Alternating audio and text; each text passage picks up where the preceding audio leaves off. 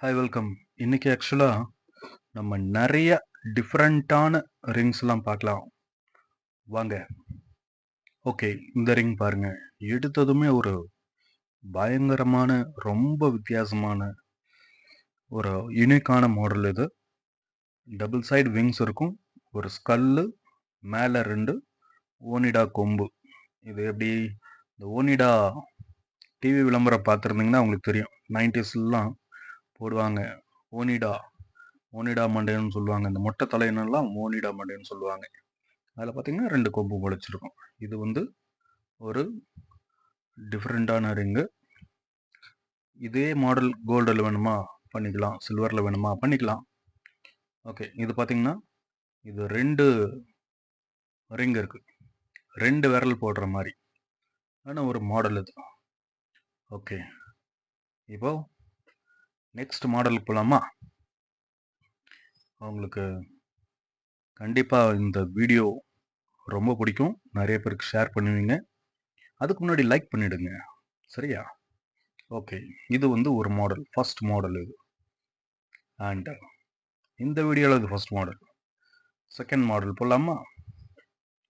அங்கே இது பாருங்க. இது ஒரு சின்ன ரிங்கு, ஒரு ஸ்பூன் ஃபோர்க், இந்த பிரெட் வெட்டுவாங்களே ஒரு நைஃப் மாதிரி, அந்த மாடல். ஒரு 2 எலும்பு துண்டு இப்படி வைக்கிறதுக்கு பதிலாக ஒரு ஃபோர்க்கும் ஒரு பிரெட் கட்டர் வச்சு ஒரு காமெடியான ஒரு ஸ்கல், அது மேலே ஒரு கேப் ஹேட் மாதிரி கொடுத்துருக்காங்க. இது ஒரு மாடல், இது ஒரு குட்டி மாடல். இது ஒரு ரிங். இனி வரப்போகிறது தான் பயங்கரமாக இருக்கும். ஒவ்வொரு மாடலும் பயங்கர மாசா இருக்கும், டெரரா இருக்கும். வாங்க பார்க்கலாம். ஓ, இவன் ஒரு மான்ஸ்டர். இது ஒரு மான்ஸ்டர் ரிங்கு. ஒரு கண்ணில் என்ன இந்த கண்டிப்பாக இதை பார்த்தோன்னே ஒரு சீன் உங்களுக்கு ஞாபகம் வரும், அருள் படத்தில் இருந்து. ஆனால் வடிவேல் மாதிரி இல்லை, கொஞ்சம் பயங்கரமாக தான் இருக்கார் இல்லையா இந்த மொட்டை. பாருங்க, காது எல்லாம் தத்ரூபமாக இருக்கு. கண்டிப்பாக வா, செம்மையாக இருக்கா? இந்த ரிங்கு நல்லா கொஞ்சம் வெயிட்டான ரிங்கு தான், வெயிட் செம்மையாக இருக்கு. ஸோ இந்த ரிங்கும் உங்களுக்கு பிடிச்சிருக்கும். நெக்ஸ்ட் ரிங் போகலாமா? அடுத்த ரிங் பார்ப்போம். அடுத்தது இதோட பயங்கரமான ஒரு ரிங்கு, அது ஒரு ஆக்டோபஸ் ரிங். இது வந்து ஒரு ஆக்டோபஸ் மாடல் ரிங். இது பாருங்க, இது வந்து ஆக்டோபஸ். இந்த டென்டக்கல்ஸ் வந்து அதை அந்த கையில் மாட்டுற மாதிரி வச்சுருக்காங்க, டென்டக்கல்ஸ். இதுதான் ஆக்டோபஸ் மாடல் ரிங். ஓகேவா? செம்மையாக இருக்கா? கண்டிப்பாக உங்களுக்கு பிடிக்கும். இதே டைலாக் தான் மறுபடியும் சொல்லுவேன். ஏன்னா ரிங்கை பற்றி வேறு ஏதாவது பெருசாக விளக்கி சொல்கிறதுக்கு நிறைய இருக்கா? இருக்கே. ஆக்டோபஸ் ஒரு வீடியோ பார்த்தேன். ஆக்டோபஸ் ஒன்று பெருசாக இருக்குது, அது வந்து குளிப்பாட்டுறப்ப மேலே தோல்லாம் அது உரிக்குது. அதுவும் இல்லாமல் இதோட இன்னொரு சுவாரஸ்யமான விஷயம் என்னென்னா, ஒரு லேடி ஒருத்தவங்க வந்து கடலுக்கு டைவிங் போயிருக்காங்க. அந்த டைமில் ஒரு ஆக்டோபஸ் என்ன பண்ணியிருக்கு, அந்த லேடி கை விரலை இப்படி பிடிச்சி, டென்டக்கல்ஸில் இப்படி பிடிச்சி அந்த லேடி அப்படியே கூட்டிகிட்டு போயிருக்கு ஒரு இடத்துக்கு. எந்த இடத்துக்குன்னா, இந்த லேடியும் என்னடா அது புரியாமல் பார்த்துட்டு இருந்திருக்காங்க. அப்போ வந்து பார்த்திங்கன்னா, அந்த லேடியோடைய கையை பிடிச்சி கூட்டிகிட்டு போயிடுச்சு இல்லையா, அந்த லேடி பின்னாடி ஃபாலோ பண்ணுறாங்கன்னு அந்த ஆக்டோபஸ் வந்து முன்னாடி போயிட்டே இருக்குது. போயிட்டு அப்படியே திரும்பி பார்க்குது அந்த லேடி வராங்களான்ட்டு.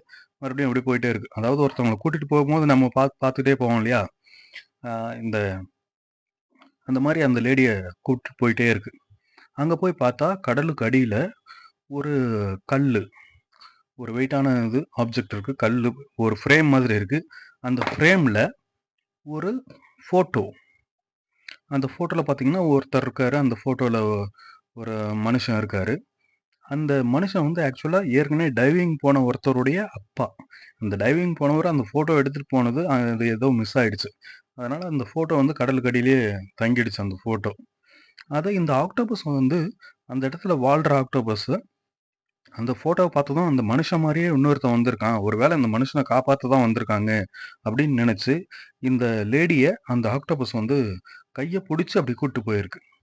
இது ஒரு ரொம்ப ஆச்சரியமான விஷயம் தான். இதுல இன்னொன்னு என்னன்னா, ரொம்ப அறிவான விலங்குகள் விலங்குகள்லயும் நெறைய அறிவாளிகள் இருக்கு. அறிவாளிகள் இருக்கு, புத்திசாலிகளும் இருக்கு. இதுல இன்னொரு வேதனையான விஷயம் என்னன்னா, அந்த விலங்குகள நம்ம சாப்பிடும்போது எனக்கு கூட வருத்தமா தான் இருக்கு. என்னடா!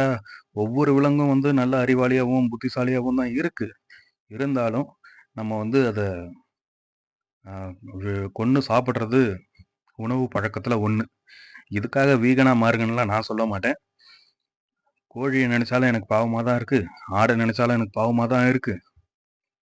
எந்த ஒரு உயிரினத்த நெனச்சாலும் எனக்கு பாவமா தான் இருக்கு. ஆனா, அது நம்ம உணவுல ஒரு பகுதி தான். அதனால சாப்பிட்டு தான் ஆவணும். ஏன்னு கேட்டீங்கன்னா, மனுஷனுடைய உணவு தேவை 33% உணவு தேவைய மீன்கள் தான் வந்து பூர்த்தி செய்யுது. கடல்ல இருக்கிற மீனு தான் வந்து மீனு, நண்டு, எறா இது எல்லாம் தான் மனுஷனுடைய உணவு 33% வந்து பூர்த்தி செய்யுது. மீதி தான் இந்த தானியங்கள்லாம். அதனால பாசமா வளர்த்த ஆடா, அதோ அதுவா அ இறக்குறது மாரி விட்டுறலாம். ஒண்ணும் தப்பில்ல. ஸோ அது அவங்கவங்க விருப்பம். நீங்க எல்லாத்துக்கும் பாவம் பாருங்க, சாப்பிடாதீங்க அப்படின்லாம் நான் சொல்ல மாட்டேன். உங்களுடைய விருப்பம். ஆனா, எனக்கு ஒரு ஆச்சரியம் கலந்த விஷயம் என்னன்னா, எல்லா ஜீவன்களுமேவும் அறிவாளிகளும் இருக்கு, புத்திசாலிகளும் இருக்கு. அதுக்காக சாப்பிடாமலாம் இருக்க முடியாது. அட்வைஸ்லாம் பண்ண மாட்டேன். நல்லா சாப்பிடுங்க. ஓகேவா? அடுத்த ரிங் பார்க்கலாம். ஸோ நெக்ஸ்ட் ரிங் இதோட இன்னும் கொஞ்சம் வித்தியாசமா தான் இருக்கும். இது ஒரு பாம்பு ரிங். அதாவது இந்த பாம்பு பார்த்தீங்களா? எப்படி? இந்த பாம்பு ரிங் இது எல்லாமே கிட்டத்தட்ட 1, 2 மாடல் தான் இருக்கு. ஏன்னா நெறைய சேல் ஆயிடுச்சு. முன்னாடியே சேல் பண்ணிட்டேன். அண்ட் பாம்புகள்ல ஏதாவது விஷயம் சொல்லணும் அப்படின்னா, ரீசென்ட்டா ஒரு பெரிய பாம்பு ஒண்ணு கண்டுபிடிச்சிருக்காங்க. ஏதோ ஒரு நாட்ல. இந்தியால தானா? இல்ல வேற ஏதோ ஒரு நாடுன்னு நெனைக்கிறேன். ஆனா உலகத்திலேயே அதுதான். டைட்டன் போவாங்கிறது தான் பெரிய பாம்பு இனம் வாழ்ந்தது. அத விட பெருசு. அத வந்து நம்ம ஆளுங்க என்ன சொல்லியிருக்காங்கன்னா, இதுதான் ஆம் புராண கதைகள்ல சொல்லப்பட்ட பாம்பு. வாசுகி பாம்புங்கிறது இதுதான். அப்படின்னு சொல்லியிருக்காங்க. அதுக்கு முன்னாடி ஒரு சின்ன தகவல் என்ன இருக்குன்னா, ஒரு ஹெலிகாப்டர்ல ஒரு பைலட் போயிட்டு இருந்திருக்கிறாரு. ஒரு விமான ஓட்டி. அவரு வந்து இது நடந்தது ஒரு 70ஸ்ல வந்து கேமரா எடுத்துட்டு போயிருக்காரு அவரு. அவரு ஒரு ஃபோட்டோ மேல இருந்து ஒரு ஃபோட்டோ எடுத்திருக்காரு. அந்த அந்த ஃபோட்டோல பார்த்தீங்கன்னா, ஒரு பெரிய பாம்பு. அந்த பாம்பு கிட்டத்தட்ட ஒரு 200 அடி நீளம் அப்படின்னு அவரு சொல்றாரு. அவ்வளோ பெரிய பாம்பு ஒண்ணு வாழ்ந்துட்டு இருந்திருக்கு. அப்போ அத வந்து அவரு ஃபோட்டோ எடுத்திருக்காரு. இது எந்த இடத்துலன்னா, அமேசான் காடுகள்ல வந்து அவரு பார்க்கும்போது எடுத்திருக்காரு அந்த ஃபோட்டோவ. ஆனா, அந்த பாம்பு இதுவரைக்கும் யாருடைய கண்லயும் தென்படல. இத விட ஆச்சரியமான விஷயங்கள் என்னன்னா, அமேசான் காடுகள்ல கடலுக்கும், அமேசான் காடுக்கும் சம்மந்தமே இல்ல. ஆனா, ஒரு பெரிய திமிங்கலம் ஒண்ணு அமேசான் காட்டுல நடுவுல கடந்திருக்கு. இந்த திமிங்கலம் எப்படி வந்ததுன்னுலாம் யாருக்கும் தெரியாது. ஆ இப்ப பாம்பு விஷயத்துக்கு வருவோம். பாம்பு, அப்புறம் 5 தல பாம்புங்கிறது ஒரு மித்தா தான் இருக்கு. அதாவது ஒரு காலங்காலமா சொல்லப்படுகிற ஒரு கதை. அத நம்புறவங்களுக்கு கடவுள், நம்பாதவங்களுக்கு மூட நம்பிக்கை. ஆனா, 5 தல இருக்கிற ஒரு பாம்போடைய தோல் வந்து கர்நாடகா மாநிலத்தில கிடைச்சதா YouTubeல ஒரு செய்தி இருக்கு. அதுவும் வேணா போய் பாருங்க. அந்த தோல் மட்டும் தனியாவே ஒரு ஃபோட்டோவ எடுத்து போட்டிருக்காங்க. அதுவும் இல்லாம 5 தல பாம்பு அப்படின்ட்டு நெறைய கிராஃபிக்ஸ் அதாவது வீடியோ எடிட்டிங் பண்ணி, இல்ல ஃபோட்டோ எடிட்டிங் பண்ணி வச்சு காமிச்சிருப்பாங்க. அதெல்லாம் நம்பாதீங்க. இது வந்து ஒரு ஸ்னேக்கோடைய ரிங். ஸ்னேக்கோட ரிங் இல்ல. Snake model ring. Okay. Next போலாமா?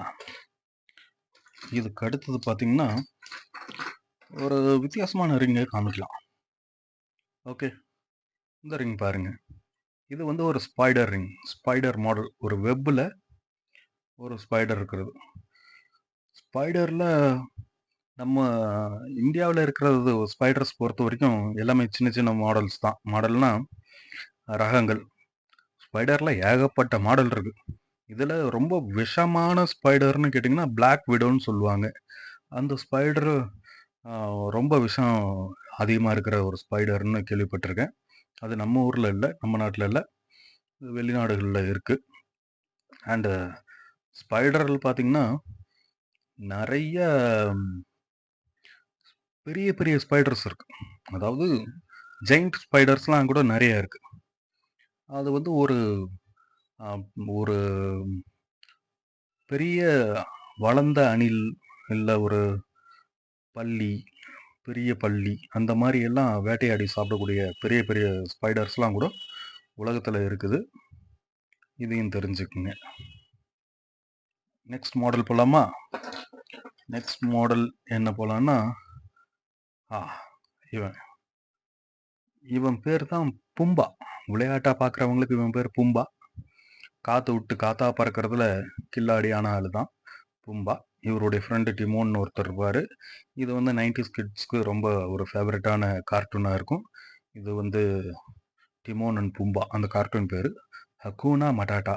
அதாவது கவலை ஏதும் இல்லை அப்படிங்கிறது தான் இவங்களுடைய தத்துவம். அதனால கவலை இல்லாம இவரும், இவருடைய ஃப்ரெண்டு டிமோனும் ரொம்ப ஜாலியா காடு உள்ள சுத்திக்கிட்டே இருப்பாங்க. அப்புறம் அவங்களுக்கு என்ன கிடைக்குதோ எடுத்து சாப்பிட்டு சந்தோஷமா வாழ்வாங்க. இது வந்து இவங்களுடைய தத்துவம். இந்த பும்பா வந்து யாருன்னு கேட்டிங்கன்னா, இந்திய கடவுள்கள்ல வராக அவதாரம் அப்படின்னு சொல்லுவாங்க. வராக அவதாரம்னா வேற யாரும் இல்ல, நம்ம ஆளு பெருமாள். தசாவதாரம் இருக்காங்க இல்லையா? பெருமாள். அவரு வந்து ஏதோ ஒரு கதையில பூமிய அப்படியே இப்படி உள்ள மூக்க விட்டு பூமிய தூக்கி இந்த 2 கொம்புல அப்படியே சுத்துவாரு. இது வந்து வராக அவதாரம். அ பன்றிய வந்து கடவுளாவும் கும்பிடுறாங்க. அதே சமயத்துல முஸ்லிம்களுக்கு பன்றி வந்து ஒரு சாத்தான். அவங்களுடைய மதத்துல பன்றிய வந்து ஒரு ஹராம்னு சொல்லுவாங்க. அதாவது அது ஒரு சாத்தான். அத வந்து தொடக்கூடாது, பார்க்கக்கூடாது அந்த மாரி சொல்லுவாங்க. அதே மாரி இன்னொன்னு என்னன்னா, ஒரு நம்ம வண்டியில போயிட்டுருக்கோம். திடீர்னு ஒரு பன்னி குறுக்க வந்து இடிச்சிருச்சுன்னா, அந்த வண்டிய உடனே வித்துறணும். அப்படிங்கிற ஒரு ஐதீகமும் இருக்கு. அது ஏன், எதனால அப்படிங்கிறதெல்லாம் இதுவரைக்கும் யாரும் சரியான ரீசன் சொன்னதும் இல்ல. நானும் கேட்டதும் இல்ல. இப்ப திடீர்னு ஞாபகம் வந்ததுனால அத சொல்றேன். அத பத்தி ஏதாவது தெளிவான விளக்கங்கள் எனக்கு கிடைச்சாலும், நான் அடுத்து போடப் போற வீடியோக்கள்ல அப்டேட் பண்றேன். இங்க பாருங்க, இதெல்லாம் நல்ல தத்ரூபமா இருக்கும். இந்த பன்னியோடைய முகம் பாருங்க. வாய் திறந்த மேனிக்கு 2 கொம்பு. இந்த சைடு 2 கொம்பு, இந்த சைடு 2 கொம்பு. இது நல்ல வெயிட்டான ரிங்கு தான். போட்டு யாரையாவது ஒரு குத்து குத்துனோம்னா அவ்வளோதான், ஆள் காலி. அடுத்து புழல் ஜெயிலோ, இல்ல கோயம்புத்தூர் சென்ட்ரல் ஜெயில்லயோ தான் இருக்கணும். ஸோ மோதிரம் போடுங்க. ஃபேஷனுக்காக போடுங்க. இதெல்லாம் தங்கத்துல செய்யணும்னா ஏகப்பட்ட ரேட் ஆகுமே! சரி, இருந்தாலும் ஏதாவது வெள்ளியில செய்ய முடியுமான்னு பார்க்கலாம். இது வந்து ஒரு ஸ்டெர்லிங் சில்வர் இது. டைட்டானியம். சாரி, ஸ்டெர்லிங் இல்ல. இது டைட்டானியம்.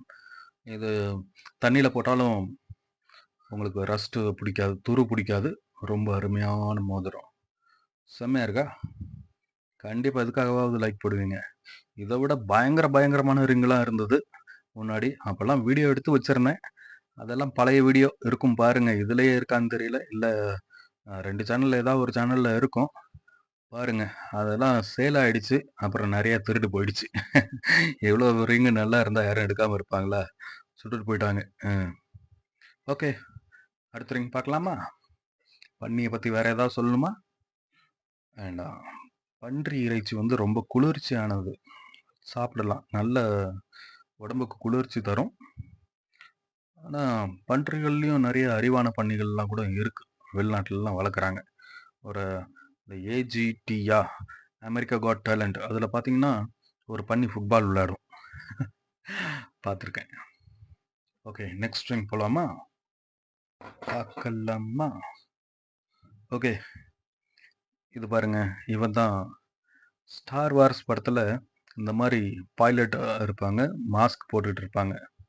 இந்த மாஸ்க் இத பார்க்கும்போது உங்களுக்கு ஏதாவது ஞாபகம் வருதா? எனக்கு வந்து ஒரு சம்பவம் ஞாபகம் வருது. என்னன்னா, உலக போர் 2ஆம் உலகப் போர்ல 2ஆம் உலகப் போர்ல ஒரு ஆராய்ச்சி ஒண்ணு பண்ணியிருக்காங்க. என்ன ஆராய்ச்சின்னா, ஒரு புதுசா ஒரு மருந்து கண்டுபிடிச்சு, மனுஷங்க அவங்கள வந்து கன்டினியூஸா தூங்காம இருக்கணும். தூங்காம இனி அடுத்து அ போருக்கு வந்து பார்த்தீங்கன்னா, தூங்காம அவங்கள வந்து ரெஸ்ட் இல்லாம, தூங்காம, அ சாப்பாடு எதுவும் கம்மியா குடுத்து, அவங்கள கன்டினியூஸா ஆக்டிவா வச்சுக்கிறதுக்கான ஒரு மருந்து ஒண்ணு கண்டுபிடிச்சிருக்காங்க.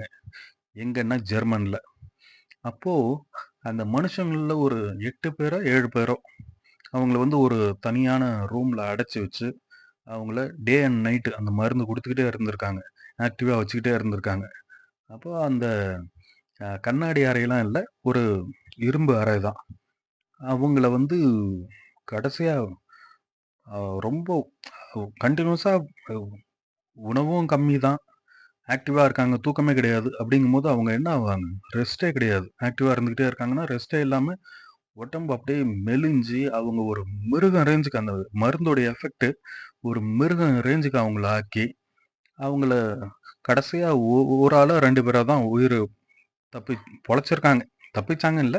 அத அவங்கள அப்படியே வெளியில கதவு திறந்து பார்க்கும்போது, ஒரு ஆளோ, 2 ஆளோ ரொம்ப அப்படியே ஒரு எலும்பு கூடு மாரி உட்காந்து, கண்ணெல்லாம் வெளியில இப்படி வந்து முட்டை கண் மாரி வெளில வந்து, ஒரு மாதிரி கொடூரமா இருந்திருக்காரு அந்த ஆள் பார்க்கறதுக்கு. ரொம்ப அக்ரெசிவா பிஹேவ் பண்ணியிருக்காரு.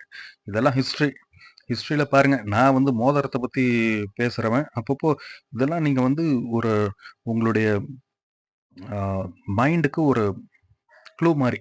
இதெல்லாம் பத்தி தேடி பாருங்க. நெறைய அறிவுபூர்வமான விஷயங்கள தேடி போறதுக்கான ஒரு சின்ன இனிஷியேஷன் தான் இது. ஓகே. இதெல்லாம் தெரிஞ்சுக்கிட்டு நாங்க என்னடா பண்ண போறோம் அப்படின்னு கேட்கிறீங்களா? எல்லாமே ஒரு நாலேட்ஜ் தான். ஓகே. இவன பாருங்க. நல்லா இருக்கா இந்த ரிங்கு? ஓகே. அடுத்தது. அடுத்த ரிங் போலாமா? அடுத்த ரிங் போணும்னா, டிராகன் சைனீஸோடைய சைனா வரலாற்றிலே ரொம்ப முக்கியமான ஒரு விஷயம்னா டிராகன்ஸ். டிராகன்ஸ் வந்து ரொம்ப லக்கியான ஒரு கடவுளா பார்க்கப்படுற ஒரு விஷயம் டிராகன். அதே மாதிரி இதுதான் அவங்களுடைய சிம்பிள். இந்த சிம்பிள் பார்த்தீங்கன்னா, சோனியில பார்த்துருப்பீங்க. ஆனா, இது வந்து ஒரு நம்ம எப்படி ஓம் சிம்பிள் போடுறோம் இல்லையா? ஓம், அப்புறம் இந்த இப்படி கட்டமா ஸ்வஸ்திக் சிம்பிள். அந்த மாதிரி சைனீஸ்க்கு இந்த சிம்பிள் ரொம்ப முக்கியமான சிம்பிள் இது. இது சைனீஸ்லன்னு இல்ல. டிராகன் வந்து நம்ம தமிழ்ல பார்த்தீங்கன்னா, யாழின்னு சொல்லுவாங்க. அது வந்து ஒரு சிங்கம் முகம் கொண்டு அந்த மாரி ஒரு மிருகம். அது வந்து ஒரு யாழின்னு சொல்லுவாங்க. இது சைனால பார்த்தீங்கன்னா, டிராகன். சைனா, ஹாங்காங்கு இவங்கலாம் வந்து டிராகன வழிபடுவாங்க. அங்க வந்து சைனால வந்து டிராகன் இயரு, ஆ அப்புறம் இது அது என்ன பன்னி வருஷம், அந்த மாரிலாம் குரங்கு வருஷம் அப்படிலாம் ஃபாலோ பண்ணுவாங்க. நம்ம இங்க அ நெறைய வருஷங்களுக்கு வந்து பேர் வைக்கிறோம் இல்லையா? அந்த மாரி அவங்க அவங்களுக்கு ஒரு ஃபாலோ பண்ணிக்குவாங்க. இந்த ரிங்ல பாருங்க, டிராகனுடைய நெகலாம் பக்காவா தெரியுதா? பாருங்க, டிராகனுடைய அப்படியே இந்த உடம்பு அப்படியே சுத்தி இந்த பக்கம் நெகம் வர மாரி ஒரு அற்புதமான ரிங் இது. ரீசென்ட்டா ஒரு டிராகன வந்து பார்த்ததா கூட தகவல் இருக்கு. சைனா மலைகளுடைய இடையில பார்த்துருக்காங்களாம். மேபி இருக்கலாம். யாருக்கு தெரியும்? இப்போ வந்து இதெல்லாம் மித்து. அதாவது பழங்கால கட்டுக்கதைகள், உருட்டு கதைகள்னு சொல்லுவாங்க. ஆனா, இந்த மிருகங்கள்லாம் வாழ்ந்திருக்கிறதுக்கான சாத்தியக்கூறுகளும் அதிகமா இருக்கு. வாழ்ந்திருக்கலாம். இப்பவும் இருக்கலாம். ஏன்னா, உலகத்துல தெரியாத விஷயங்கள் நெறைய இருக்கு. அப்போ தெரிய வரும்போது, கண்டிப்பா தெரிய வரும். அதுவரைக்கும் பொறுமையா வெயிட் பண்ணலாம். ஸோ, இன்னொரு ரிங்குக்கு போலாமா? மாறிடலாம். ஆ இது ஒரு ஈகிள் ரிங். இந்த ஈகிள் ரிங் பார்த்தீங்கன்னா, கோல்டு கலர்ல இருக்கா? அதுல என்ன எழுதியிருக்காங்கன்னா, ம் பாக்கா வைல்டு. பாரா வைல்டா? ஏதோ ஒண்ணு எழுதியிருக்காங்க. ஓகே. இங்க பாருங்க. கழுகுடைய மூக்கு, கழுகுடைய கழுகுக்கு ஒரு அற்புதமான கதை சொல்லுவாங்க. கதைன்னா, ஒரு கழுகுடைய வாழ்க்கை. அந்த கழுகு வந்து நம்ம சாதாரணமா பார்க்கலாம். ரொம்ப உயரத்துல பறந்துட்டு இருக்கு. அது வந்து எந்த ஒரு கவலையும் இல்லாம பறக்குது அப்படிங்கிறது வந்து எல்லாரும் அப்படியே பார்க்கும்போது சாதாரணமா நெனச்சிடலாம். ஆனா, அதோடைய வாழ்க்கை ரொம்ப கடினமானதுங்கிறது ஒரு டாக்குமெண்ட்ரி மூலியமா தெரியும். கழுகு என்ன பண்ணுமா, ஒரு சமயத்துல கழுகு இந்த ஹைபர்னேஷன் அந்த மாரி கழுகுக்கும் வந்து அ முடியெல்லாம் உதிர்ந்து, இந்த மூக்கு இருக்கு இல்லையா? மூக்கு வந்து மழுங்கிடுமாம். வேட்டையாட முடியாதபடி மழுங்கிடுமாம். எதையும் கொத்த முடியாதபடி மழுங்கிடும். அப்போ இந்த கழுகு என்ன பண்ணுமா, அந்த மலை உச்சியில தான் அது கூடுகள் கட்டி இருக்கும். அந்த கூட்ல போயிட்டு இது ரெஸ்ட் எடுத்து, அதுவே ஒரு ஜிம் பாடி மாரி ட்ரெயின் ஆயிட்டு வரணும். அப்ப இதோடைய அ ர ரெக்கையெல்லாம் உதிர்ந்து, இறகெல்லாம் உதிர்ந்து, மறுபடியும் புதுசா முளைக்கும் அந்த டைம்ல.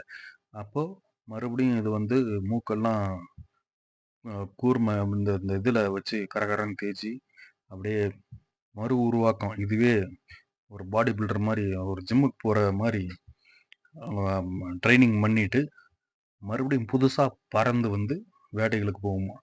நீங்க ஒரு வீடியோ பார்த்துருக்கலாம். கழுகு வந்து சாதாரணமா வேட்டையாடுறதில்ல. அது ஒரு பயங்கரமா ட்ரெய்னிங் எடுக்குது. அந்த வீடியோல பார்த்தீங்கன்னா, கழுகு என்ன பண்ணுது, மீன புடிக்கிறதுக்கு முன்னாடி, அத வந்து அதுவே ஒரு அசம்ப்ஷன் பண்ணிக்குது. கால இப்டி, இப்டி, இப்டி, இப்டி பண்ணி, மீன் இப்டி தப்பிச்சா இப்டி கா புடிக்கணும். இப்டி தப்பிச்சா இப்டி புடிக்கணும். இப்டி தப்பிச்சா அந்த மாரி பிராக்டிஸ் பண்ணிட்டு, அதுக்கப்புறம் தான் அந்த தண்ணீல இருக்கிற மீன புடிக்கவே போகுது. முடிஞ்சா அந்த வீடியோ இதுல அட்டாச் பண்ண பார்க்குறேன். உங்களுடைய ரெஃபரன்ஸ்க்கு. ஓகே. இப்ப இந்த கழுகு மாடல் ரிங் பாருங்க. கழுகு மாடல்ல நெறைய இருக்கு. நம்மகிட்ட ரிங் இருக்கு. நெறைய மாடல்ஸ் இருக்கு. ஒண்ணு ஒண்ணா அடுத்தடுத்த வீடியோஸ்ல இல்ல இதே வீடியோலாம் நெறைய ரிங் காட்டணும்னு ஆசைப்படுறேன். பார்க்கலாம், பார்க்கலாம். நெக்ஸ்ட் ரிங் போலாமா? ஓகே. இந்த மாதிரி ரிங்லாம் நீங்க பார்த்துருக்கவே மாட்டீங்க. யாரும் உங்களுக்கு காமிச்சிருக்கவும் முடியாது. இது பாருங்க. இது வந்து ஒரு மானுடைய மாடல். என்னடா இது ஒரு கொடூரமான மாடல் மாரி இருக்கு அப்படின்றீங்களா? கண்டிப்பா. இயற்கை ரொம்ப ஆபத்தானதுங்கிறதுக்கு இந்த மாடல் கூட ஒரு உதாரணம் தான். நீங்க நெறைய மலைகள்னு ஏன் சாதாரணமா எடுத்துக்கங்க. ஒரு 10, 15 வருஷத்துக்கு முன்னாடி திருச்சி, அரியலூர் ஒரு ஆழ்துளை கிணறு தோண்டி போர் போர் தோண்டியிருக்காங்க. அத மூடாம விட்டதுனால ஒரு சின்ன பையன் 3 வயசு பையன்னு நெனைக்கிறேன். எனக்கு அந்த சம்பவம்லாம் கொஞ்சம் மறத்து போச்சு. அந்த பையன் பேரு கூட கொஞ்ச நாள் முன்னாடி வந்து ஞாபகம் இருந்தது. இப்ப வீடியோ பேசும்போது ஞாபகம் வர மாட்டேங்குது. அந்த பையன் குட்டி பையன், சின்ன குழந்தை. அவன் உள்ள விழுந்து, அவனுக்கு சாப்பாடு, காத்து எதுவுமே இல்லாம அந்த பையன் இறந்துட்டான். அதுக்கப்புறம் ஜேசிபி வச்சு சைடுல தோண்டி அவனுடைய உடம்ப தான் எடுத்தாங்க. ஆனா, காடுகள்ல அப்படி இல்ல. ஏன்னா, ஒரு மனுஷன் ஒரு இடத்துல இந்த மாரி ஆழ்துளை கிணத்துலயோ, இல்ல ஏதோ ஒரு அந்த மஞ்சுமல் பாய்ஸ் படம் பார்த்துருப்பீங்க. அந்த மாரி ஒரு குகையிலயோ விழுந்துட்டா, மனுஷங்கள காப்பாத்துறதுக்கு அவங்க ஏதாவது கத்தி, கூச்சல் போட்டு காப்பாத்துங்க அப்படின்னு சொன்னா, இன்னொரு மனுஷன கேட்டு அவன் வந்து காப்பாத்துவான்.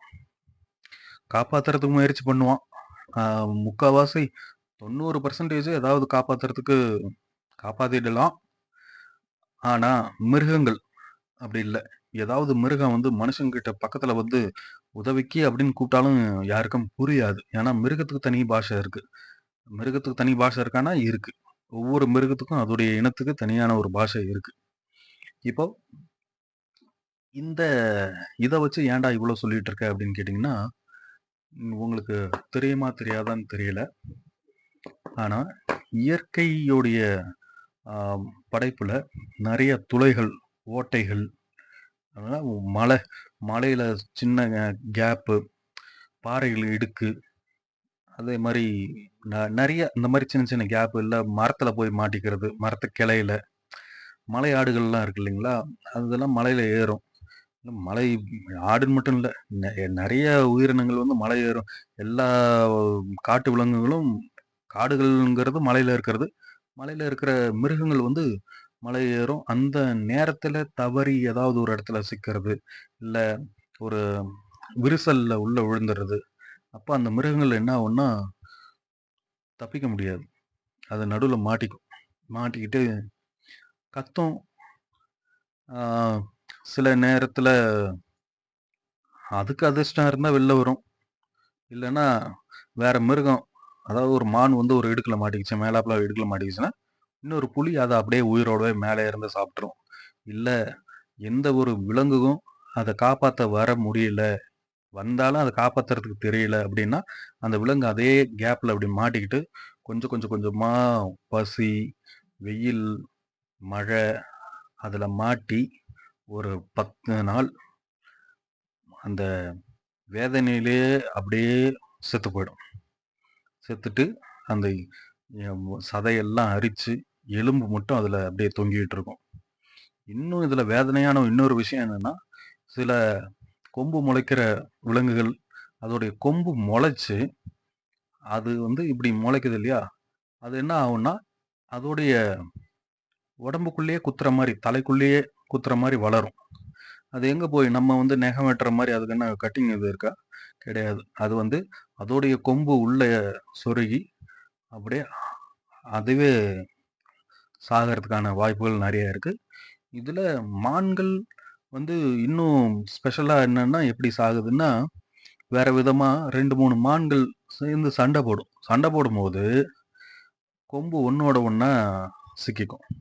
அந்த கொம்பு சிக்கினதுக்கப்புறம், அதுங்களுக்கு எடுக்க தெரியாது. சண்டை போட்டு ஒரு ஆக்ரோஷத்துல கொம்பு சிக்கிடும். சிக்கிட்டு அத எடுக்க முடியாம, எங்கேயும் நகரவும் முடியாம, வேற மிருகங்கள் அடிச்சு சாப்பிட்டும், இல்ல அது வேற எங்கேயும் நகர முடியாம சாகுற நிலைமைக்கு தள்ளப்படும். அப்போ வந்து பசி, பட்டினி, தண்ணி இல்லாம தாகம், வெயில், அந்த ஒரு அந்த மரணம் வந்து ஒரு கொடூரமான மரணம். இந்த மாதிரி இறந்தவங்க சில பேரு எப்படி இறந்திருக்காங்கன்னா, அவங்க பேர்லாம் எனக்கு தெரியல. ஃபாரின்ல நடந்தது தான். இந்தியாக்குள்ளேயும் நடந்திருக்கு. சில விஷயங்கள். இதில ஃபாரின்ல பார்த்தீங்கன்னா, ஒரு பாட்டி ஒருத்தவங்க வீட்ல அதிகமான பூனைகள வளர்த்துட்டு இருந்திருக்காங்க. அந்த பூனைகளுக்கு சாப்பாடு வைக்கிறேங்கிற பேர்ல, அந்த பாட்டி தனியா தான் வாழ்ந்துட்டு இருந்திருக்காங்க. அவங்க என்ன பண்ணியிருக்காங்க, பரண மேல ஏறி சாப்பாடு வைக்கிறேன்னு பரணைக்கு பின்னாடி ஒரு சந்து இருந்திருக்கு. அதுக்குள்ள விழுந்திருக்காங்க. அப்போ தலைகீழ விழுந்துட்டாங்க. அந்த பாட்டி வீட்ல வேற யாரும் இல்ல. அவங்கள கேட்கறதுக்கு ஆளும் இல்ல. அந்த பாட்டி வந்து அந்த கபோர்டுக்கு பின்னாடி இருந்த செவுரு, கபோர்டு இது 2த்துக்கும் இடையில போயிட்டு மாட்டிக்கிட்டாங்க. அவங்க கத்துனதும் யாருக்கும் கேட்கல. அப்படியே 4 வருஷம் போனதுக்கப்புறம் அந்த வீட வந்து கவர்மெண்ட் எடுத்து ஏலம் விட்டு வித்திருக்காங்க. அப்போ வேற ஒருத்தர் வாங்கியிருக்காரு. அந்த வீட்ட அவர் ரெனோவேட் பண்ணும்போது தான், அந்த பாட்டியோட எலும்புக்கூடுகள் பின்னாடி கிடந்தது கண்டுபிடிக்கப்பட்டது. அதுக்கு முன்னாடி அந்த பாட்டி காணோம் அப்படிங்கும்போது, போலீஸ்லாம் வந்து தேடி பார்த்துருக்காங்க. என்ன தேடுனாங்கன்னு தெரியல. ஆனா, பாட்டி எங்கேயோ வெளியூர் போயிட்டாங்க போல இருக்கு, அப்படின்னு நெனச்சுட்டு விட்டுட்டாங்க. அதுக்கப்புறம் அந்த பாட்டியுடைய எலும்புக்கூடுகள் கபோர்டுக்கு பின்னாடி தான் கண்டுபிடிக்கப்பட்டது.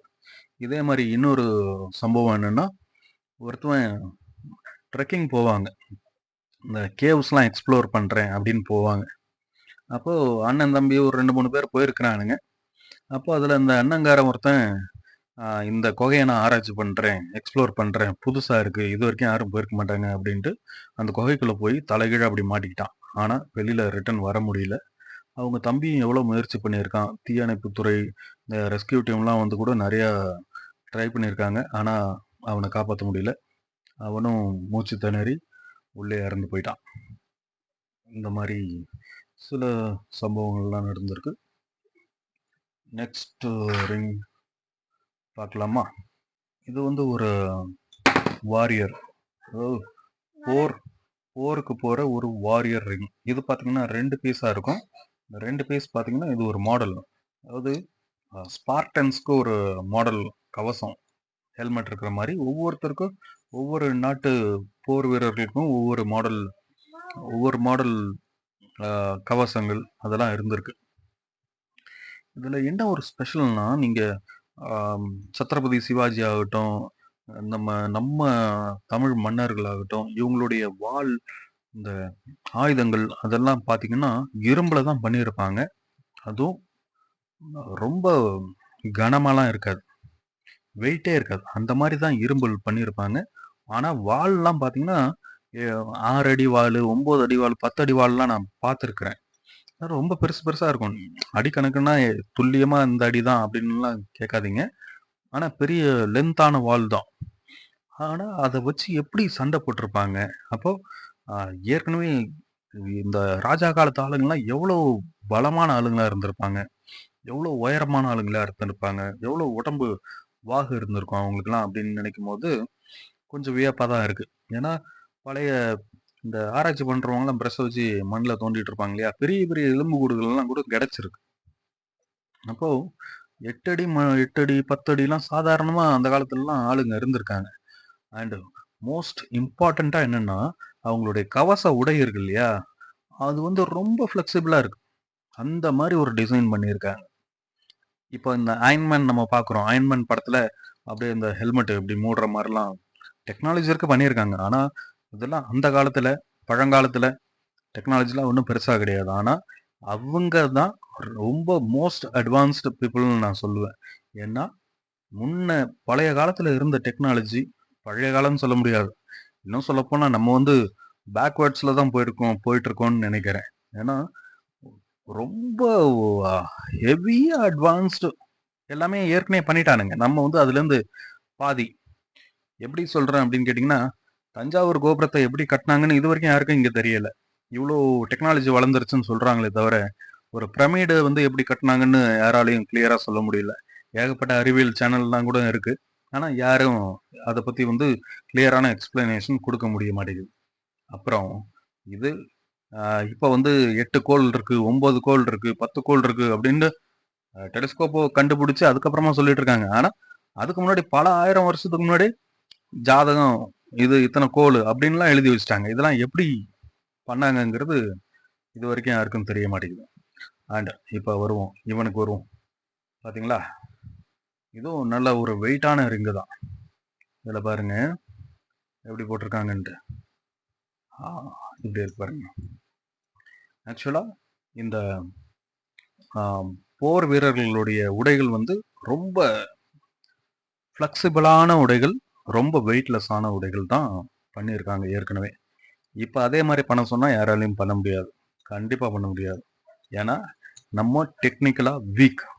வீக்ன்னு சொல்றத விட, நம்ம ஒண்ணும் டெக்னிக்கலா வளரவே இல்லன்னு கூட சொல்லுவேன். Compare to previous எரா.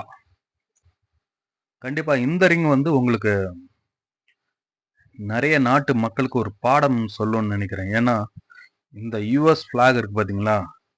இந்த யுஎஸ் ஃபிளாக் வந்து பல நாடுகளுடைய வாய இப்படி அடைச்சு இருக்கு அப்படிங்கிறது தான் இந்த ரிங்கோடைய ஒரு தத்துவம். இது ஒரு அரசியல் தத்துவம். ஏன்னா, யுஎஸ் தான் பல நாடுகள வந்து கண்ட்ரோல் பண்றது. United States of America. ஆனா, இந்த அமெரிக்காவுக்கு மட்டும் எப்படி எல்லாமே கிடைக்குது? ஏன்னா, பல வருஷங்களுக்கு முன்னாடி $1ங்கிறது ரூ. 1 விட கம்மியா இருந்தது. ஆனா, இப்போ $1 $84 மேல இருக்கு. எப்படி வளர்ந்தாங்க? அவன் எப்படி வளர்ந்த நாடானான்? இதுவரைக்கும் தெரியல. அரசியல்ல இதெல்லாம் ரொம்ப சாதாரணம். ஓகே.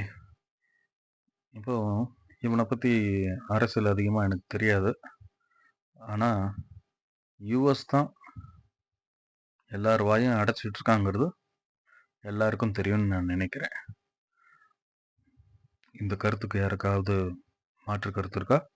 கமெண்ட் பண்ணுங்க. என்ன மாதிரியான ரிங் பார்க்கலாம்? ஒரு star, Pirates of the Caribbean. இதுவும் பாருங்க, இந்த ரிங் பாருங்க, பைரட்ஸ் ஆஃப் தி கரீபியன்.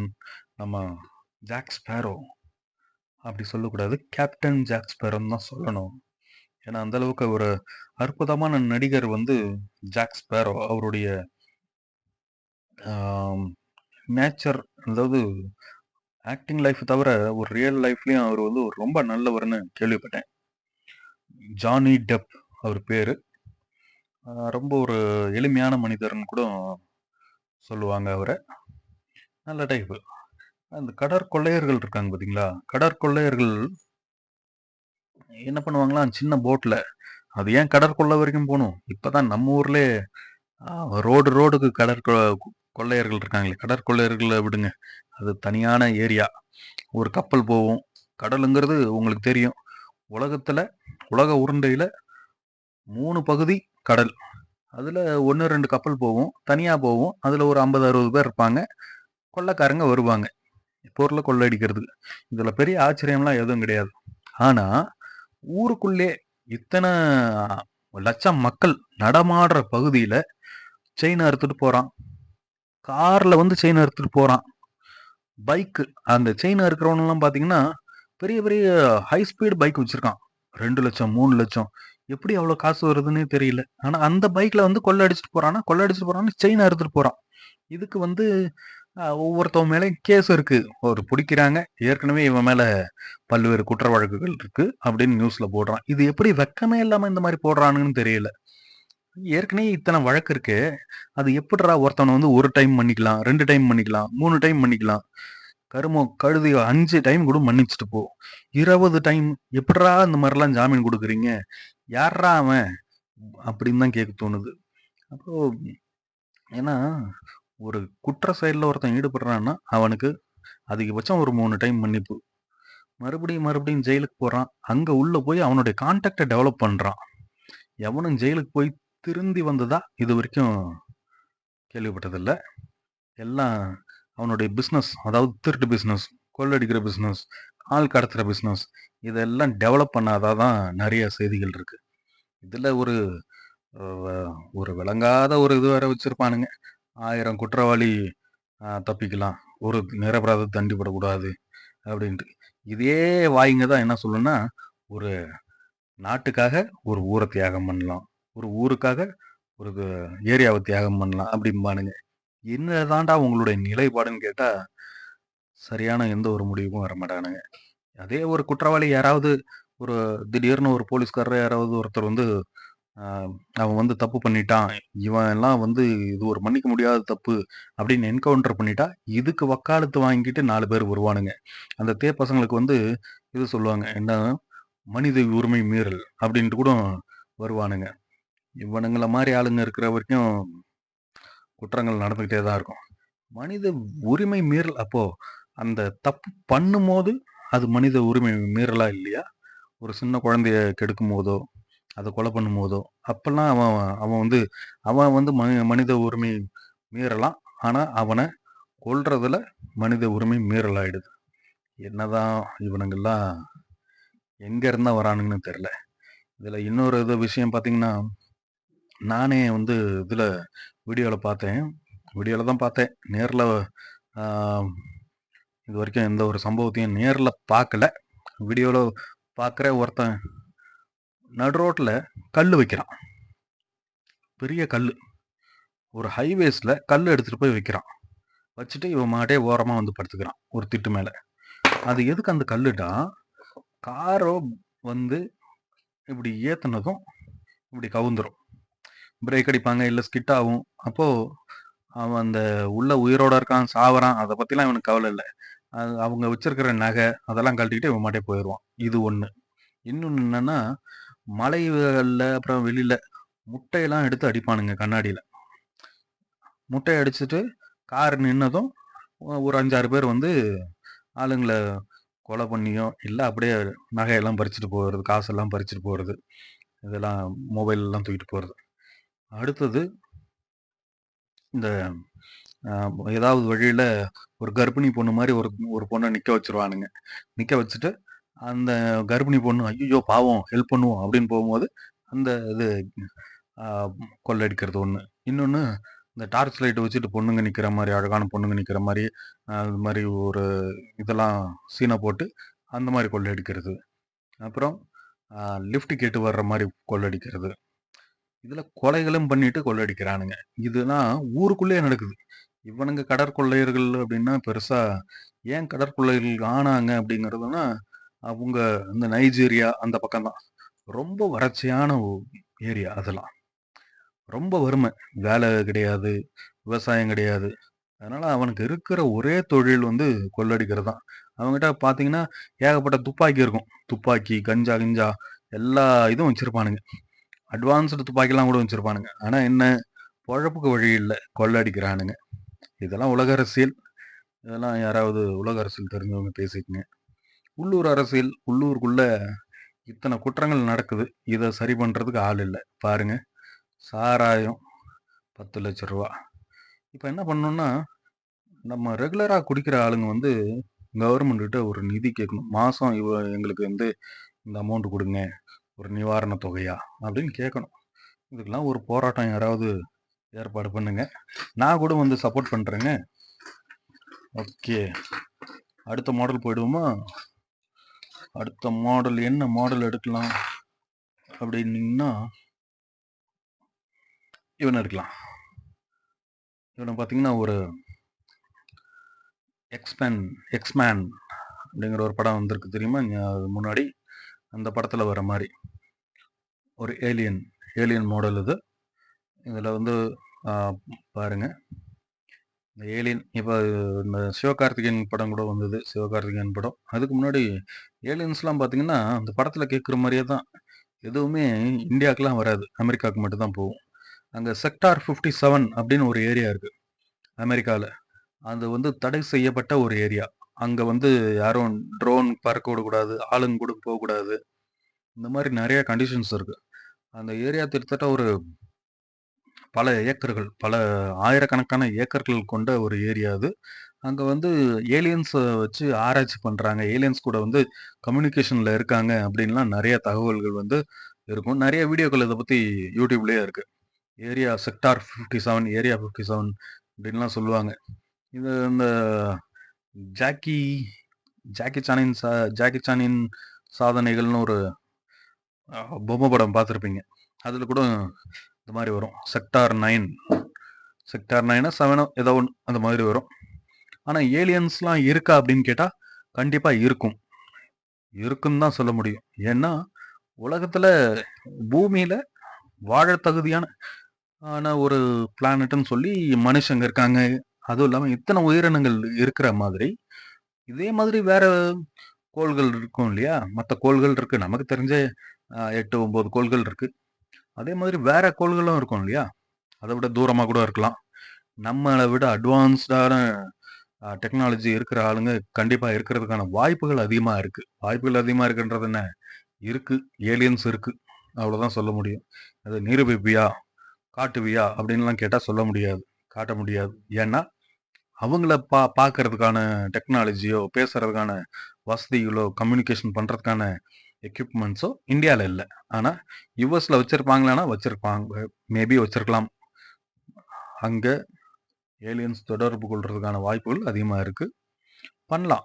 ஏன்னா ஒருத்தவன் வந்து ஏற்கனவே சொன்ன மாதிரி பல வருஷங்களுக்கு முன்னாடி $1 கம்மியா ரூபாய்க்கு கம்மியா இருந்த டாலரு திடீர்னு இவ்வளோ அதிகமா இருக்குன்னா அது வந்து ஒரு சக்தியால தான் முடியும். வேற ஒரு அபார சக்தியால தான் முடியும். அப்போ ஏலியன்ஸ் அவங்களுக்கு ஏதாவது ஹெல்ப் பண்ணியிருக்கலாம். வாய்ப்பு இருக்கு. அண்ட் முக்கியமா என்னன்னா, இந்த பிரமிட்ல இருக்கிற மேல ஒரு கூம்பு இருக்கு இல்லையா? அது வந்து தங்கத்தால தான் ஏற்கனவே வச்சிருக்காங்களாம். தங்கம். அந்த தங்கத்த தூக்கி வச்சது அந்த கூம்பு வடிவ மேல இருக்கிற ட்ரையாங்கிள வந்து ஏலியன்ஸ் தான் எடுத்துட்டு போய் வச்சாங்க. அவங்க தான் ஹெல்ப் பண்ணாங்க. எஜிப்ஷியன்ஸ் வந்து ஏலியன்ஸ் கூட ஒரு நல்ல கான்டாக்ட்ல இருந்தாங்க. அப்படின்ற செய்திகள்லாம் கூட இருக்கு.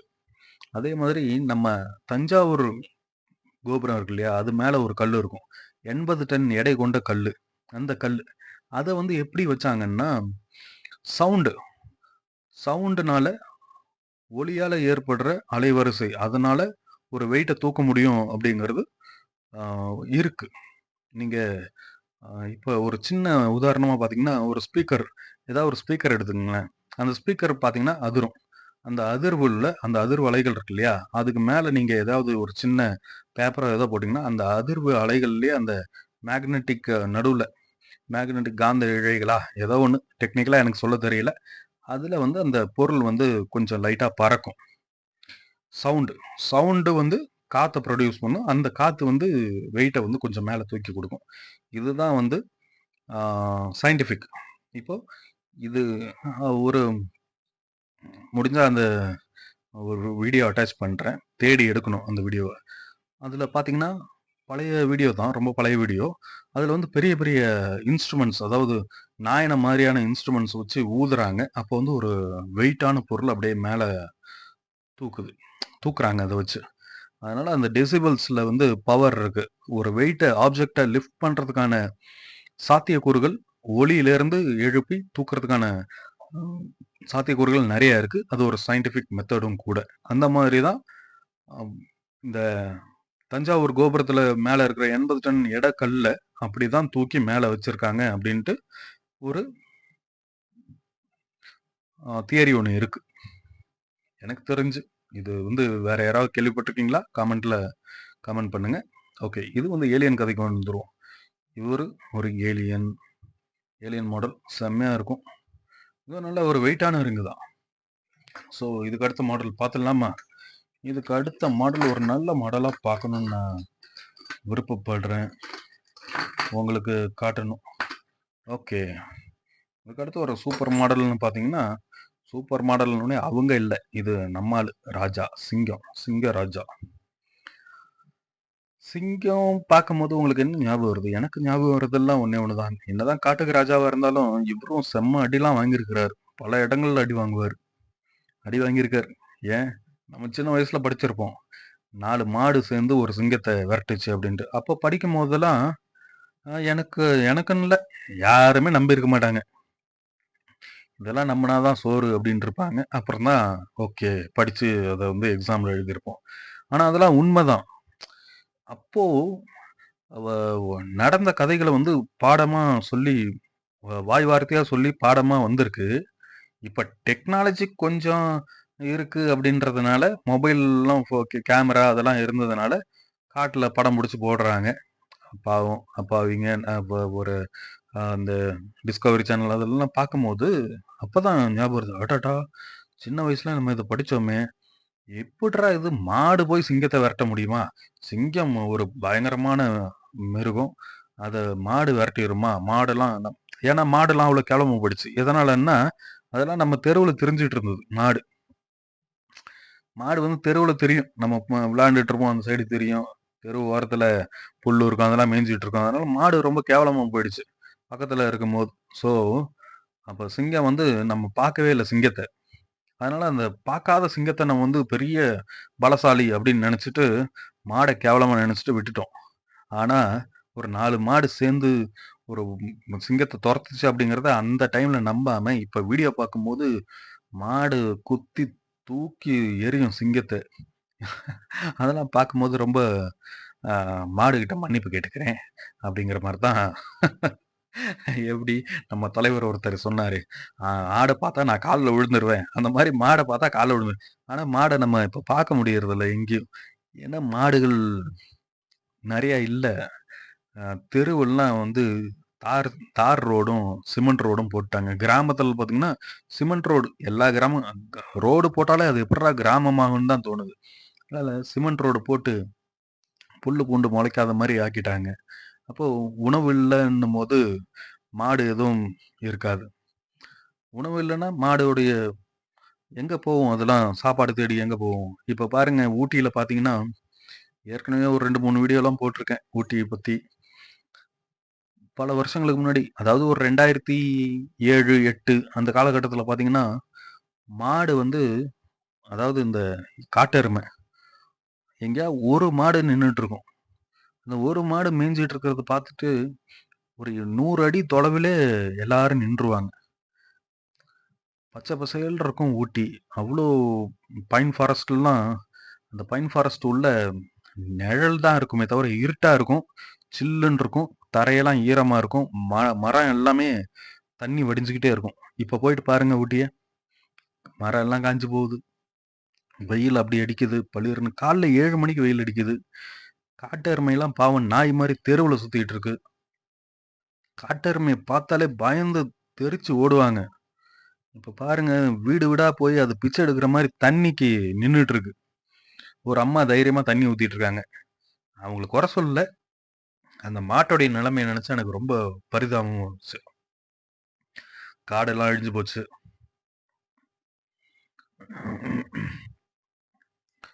காடுகள் அழிஞ்சு, மிருகங்கள் அழிஞ்சா மனுஷனுக்கு வாழ்வு கிடையாது.